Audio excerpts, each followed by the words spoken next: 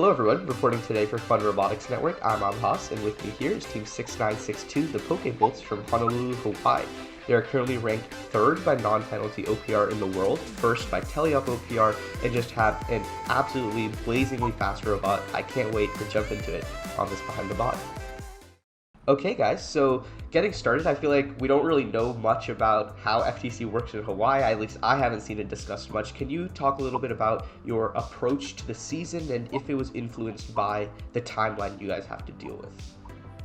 So we were a rookie team last year. So we started off, we realized the season was really short, especially in Hawaii. It got off to a quick start and it ends pretty quickly as well. So what we wanted to do for this year was design a bot quickly that could get us into a high placement at states. What we were looking for specifically this year was to be an alliance captain. So we wanted to design our robot specifically to just win more matches, and to do that we focused more on Teleop. So most of our robot is designed around Teleop, and stuff like the hang and our autonomous is kind of added on after. Yeah, I mean, you guys have the top Teleop in the world, so I feel like that's a pretty good plan, and you guys executed it well so far. Now, starting with the drivetrain, I think I saw the grip force mechanisms a little earlier. Is there anything special you guys want to talk about? Any packaging things, or fairly standard stuff there? Yes, so we use kind of a basic parallel plate mechanism, but I think the standout feature of our drivetrain is just how we did our packaging.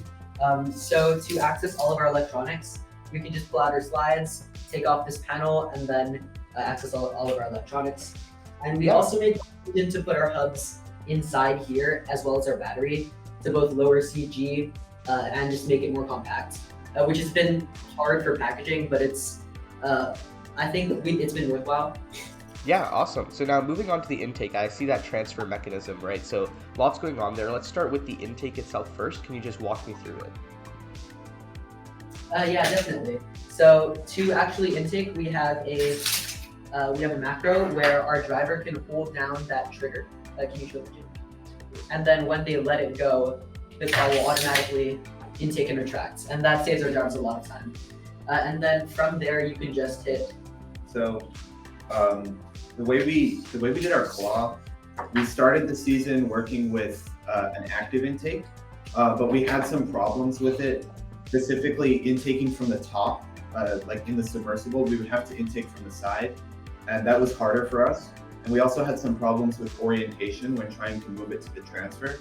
So about a couple days before our first competition, we changed to a top-down claw, and it's worked really well for us so far. The only iteration we've made is on the fingers itself to give us more room for error. So like in terms of degrees, we have about 45 degrees of error when picking up game pieces. Sure, and so now focusing a little bit on those intake slides, they look strung to me. Is that just like single motor powered, dual motor powered? Walk us through that. Yeah, so we use pretty simple Star 230s. Another packaging thing, we hide our motor for horizontal extension down here. It's geared to a shaft that runs beneath the chassis, and our spools are kind of tucked away in there.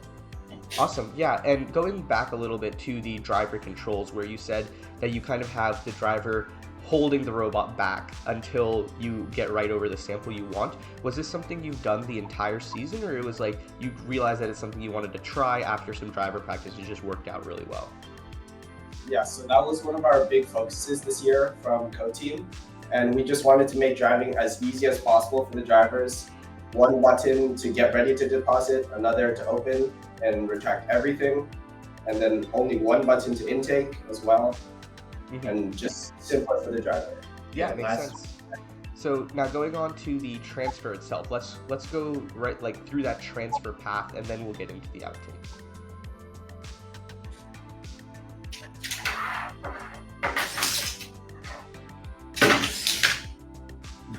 Okay, let's go again. So our transfer works by pretty much just slamming the two claws together.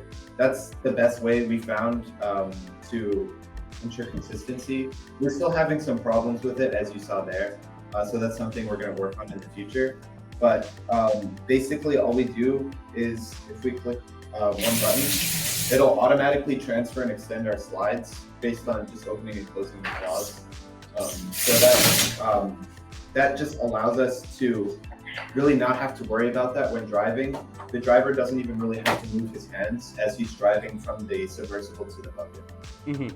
Got it. And so talking about the deposit mechanism, how has it changed throughout the season? Were there any significant iterations or has it been pretty static?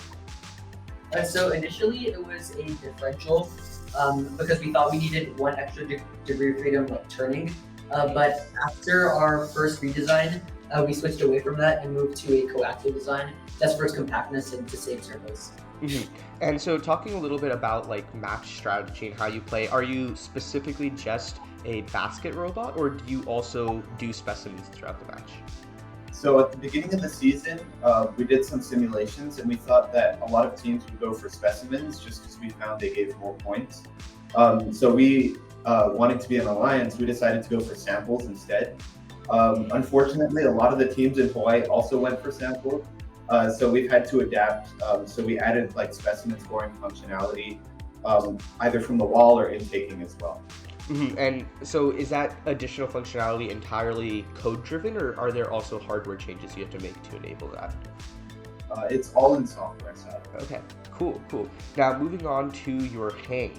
Walk us through the general mechanism and then we'll get into the specifics. So like Nick mentioned before, the hang was kind of a thing we do after Teleop. So we knew we wanted to have these side plates open, and we have our Axon Maxes geared up to a spool here that runs along here to a virtual 4-bar design. And that's just to increase our work envelope because one of our main focuses with L2 was just getting us into position to do an L3.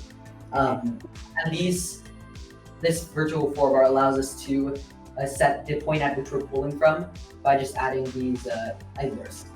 Okay, yeah, makes sense. And so what you're saying right now is that, like right now it's an L2 hang, and then you're just building up to that level 3 final hang for future competitions. Exactly.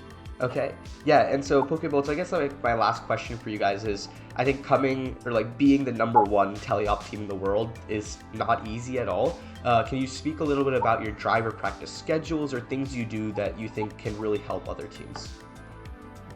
So another one of the reasons we transitioned to a single driver was just not a lot of our teammates were available. So we just wanted to have one person. They could come in during their breaks. They could come in after school. And then we've just been having them get loads of driver practice while the rest of the team works on portfolios or presentations or outreach. They can just spend about like an hour of driver practice per day getting back those cycles. Awesome. Yeah. Pokébolts, thank you guys so much. You guys are really, really outstanding this year. I can't wait to see how you do at your league tournament states. Hopefully we see you at Worlds and everything. I mean, just super smooth on the field. So thank you so much for reporting for Fun Robotics Network. I'm Abhas, and this is Team 6962 Pokébolts.